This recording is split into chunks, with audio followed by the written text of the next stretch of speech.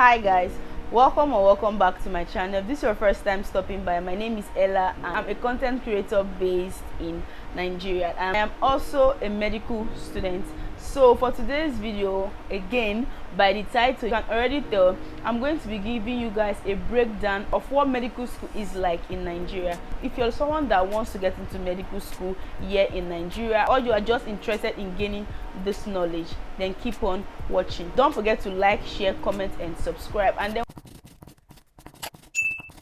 in this video I'll be giving you guys a breakdown based off my medical school. So if your school or the school you're looking into has a different structure, please do well to let us know in the comment section so we can all learn from you. So yeah, that being said, let's get into this video proper. So typically, medical school is supposed to span for a period of 6 months for a period of 6 years in Nigeria, but I mean, we're in Nigeria, and due to things like strikes or flood and whatnot, it might take you more than 6 years to complete medical school in Nigeria, especially if you're in a public school. But on a good day, medical school is supposed to span for a period of 6 years. That's you have from 100 level to 600 level. Now in Nigerian university, your years are referred to as levels. So first year in the university is called your 100 level, and your 6th year in the university is called your 600 level. So first year to 6th year is at your 100 level to your 600 level. So now in medical school we have the pre-college and the college years. The pre-college years is just your 100 level, and your college year is from your 200 level to your 600 level. It's called pre-college because you have not yet moved to the medical college. In your 100 level, you typically do non-medical related courses, and you take your lectures with other science students. You don't do courses that are unique or specific to medical school. Your college years are divided into your preclinicals and your clinicals. Your preclinical years is your 200 and your 300 level, and your clinical year is your 400, 500 and your 600 level. And your preclinicals typically prepare you for your clinical years. This is called your clinical years because you get to go to the hospital, you get to follow your doctors around in the hospital. You go for ward rounds, you see patients, you learn how to collect patients and all of that from your 400 level. But in your 200 and 300 level, you typically do not get to see patients yet. So that's why it's called the preclinical, and this is called in your 100 level, which is also your pre-college year. You do courses that are not really medical related. That's where you get to do the zoology, botany, chemistry, physics, English and math. And then you do practicals for these courses also, and then you take your exam. So you take at the end of you write your test in between your semesters, and then you take your first semester exam and then your second semester exam, and then you move up to your college years. For medicine, you don't get to carry over any course, you don't get to carry over any class.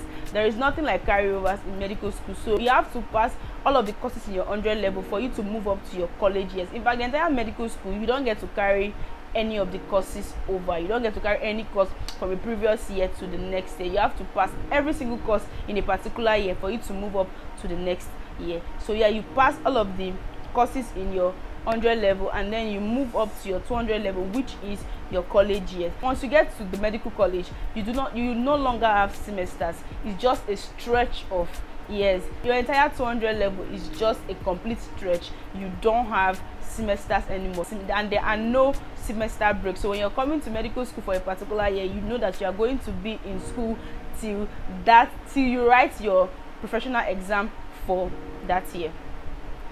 Yeah, no breaks. The only breaks that you get are public holidays, if they are kind enough to let you go, thank God. And then if we have things like strikes and flood breaks, because that's what we have flood breaks in Bayelsa, you can go home. That's when you can leave school.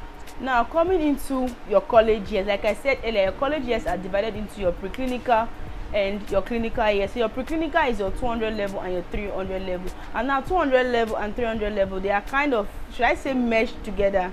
So in 200 and 300 level, you basically learn 3 major courses. You have your anatomy, you have your biochemistry, and you have your physiology. And now anatomy is further broken down into the general anatomy, the embryology, and then the histology. For anatomy, yeah, you basically learn the structures of the human body. You learn the structure of the human body from your head to your toe. Every single structure in your body, all of your muscles, your arteries, your nerves, where the arteries are passing through, the course of the arteries, and everything that has to do with the structure of the human body. That's what you learn in anatomy. Now, anatomy is further divided into the general anatomy, the embryology, and then the histology. Histology basically deals with studying tissues, studying the minute structures of tissues, like microscopical structures of tissues.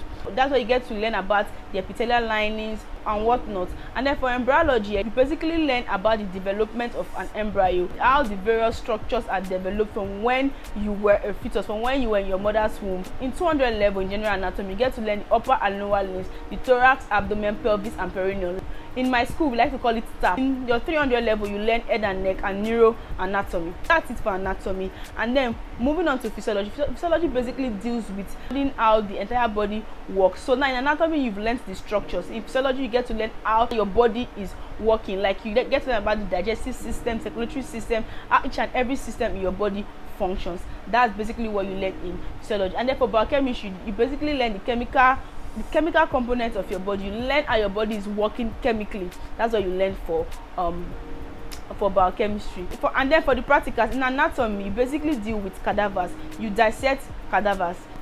Cadavers are basically dead bodies, so you get to dissect them. You get to practicalize everything that you've been learning. You get to see the muscles, the arteries, the organs in anatomy. And for physiology practicals, you learn with instruments, and then some practicals involve the use of blood.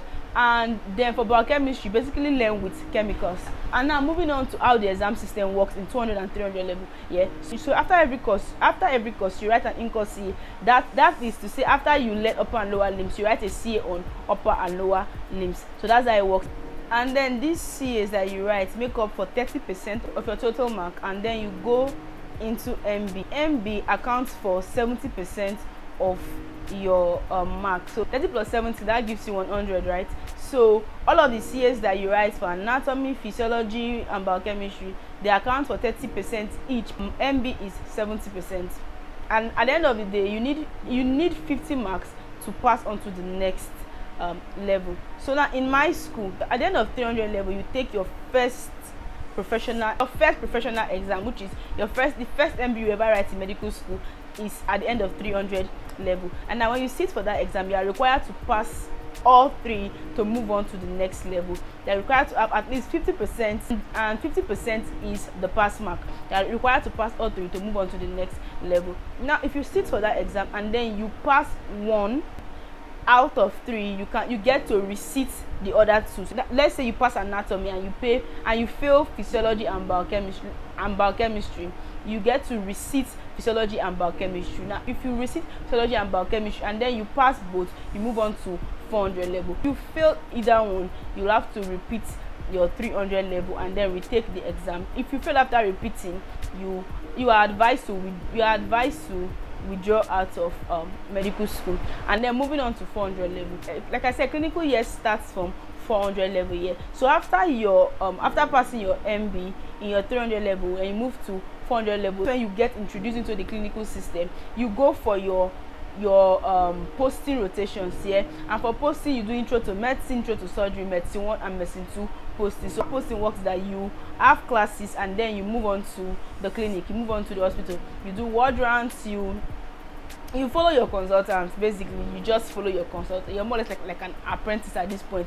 You follow your consultants, you move from ward rounds, you learn how to collect patients. That's where you learn how to collect, that's where you learn history taking and whatnot. So medicine and surgery 1 posting, you write an end of posting exam for this medicine 1 and surgery 1 that you've done, and after that you move on to the main courses that you are going to do for 400 level. 2 major courses in 400 level. We have the pathology and we have pharmacology. Now pharmacology is just one broad course on its own. In pharmacology, you learn drugs, you learn all the drugs that you need for all of the pathologies in the different systems. And then moving on to pathology, but pathology is further divided into 4. For pathology, we have the anatomical pathology, also known as morbid anatomy. We have hematology and immunology, microbiology, and chemical pathology. So yeah, for pathology you are learning all of the disease in the different system. That's the whole idea of pathology. You are from the CNS, the central nervous system, to the cardiovascular system, digestion, all of the systems in the body, all of the pathologies that can occur in all of the systems is what you learn in pathology. And for pharmacology you learn all of the drugs that you need to treat these pathologies in all of these systems. Whew, that was a mouthful. For all of the subdivisions in pathology, which is the morbid anatomy, the hematology and immunology, microbiology and chemical pathology, it's further broken down into intro to these pathologies and then systemic pathology. So at first you do intro for all of the courses, intro to pathologies in all of the courses, and then systemic pathology. Also in pharmacology, what you do first is intro to pharmacology, and then the autonomic nervous system, and then the systemic pharmacology, where you learn these drugs system by system. After you do all of the intros, you take your first CAs.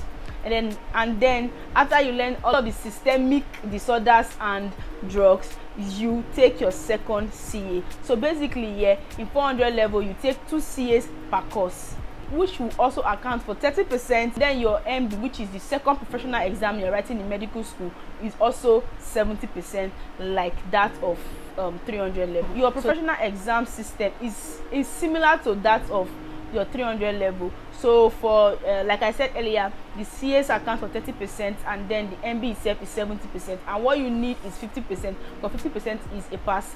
50% is the pass mark. Now for 400 level MB, you are required to pass both pathology and pharmacology to move on to the next level. If you sit for the MB and then you pass pathology or pharmacology and then you fail the other, you are required to resit the one that you failed. After resit, if you pass your resit, you move on to the next level. But if you do not pass your resit, you have to repeat that class. And then if you fail after repeating that class, you are also required to withdraw out of medical school.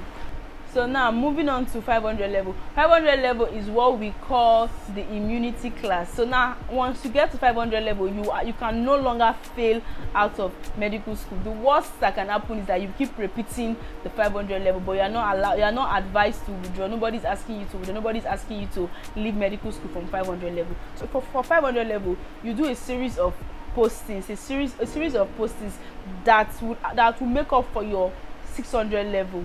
Okay, so the postings that you are required to do in 500 level, you do community medicine posting, family medicine posting, medical psychology posting, radiology posting, dentistry posting, medicine 2 posting, and surgery 2 posting. Remember, we did medicine 1 posting and surgery 1 posting at the start of 400 level. So yeah, after each of these posting, you take end of posting exams also, and all of this will also account for your final year. The main courses in 500 level is obstetrics and gynecology, O&G, and then pediatrics. Then O&G and pediatrics you learn, and then you do postings also. You learn, like, you have your classes and all, and then you do postings also. After your posting, you write a CA that accounts for 30%, and then your MB as usual. They are required to pass your MB, that is 50%, to move up to 600 level, to move up to final year. For 500 level, you are taking your MB. You are taking the MB only on O&G and pediatrics, which are the major courses in 500 level. Now moving on to 600 level. When you pass and move on to 600 level, you also do a series of posting again. You have the ophthalmology and ENT, which is the ear, nose and throat. You have community medicine posting. You do community medicine posting again. Remember, you did one in 500 level, you also do it again in 600 level.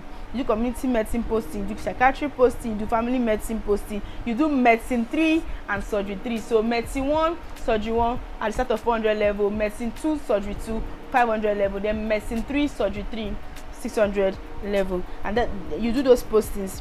Yeah, for the surgery posting, surgery 3 posting, we have the general surgery, cardiothoracic surgery, and neurosurgery. These are what you are doing in 600 level. Final year MB is based off of community medicine and family medicine, surgery and internal medicine. So all of the postings that you've been doing in 400 level, 500 level, and now 600 level will make up for 30% of your CA mark. And then you MB is 70% as usual, and you're required to have 50% to pass your MB. Hopefully I've touched on everything. So now the MB exam, how MB typically works is that you have your MCQ, your multiple choice questions, you have theory, and then you have practicals, and then you have your viva, and all of that accounts for the 70% that you need. Like I said, from 500 level, which is the immunity class, you no longer fail out of medical school again. The worst thing that can happen is that you keep repeating a class until you finally pass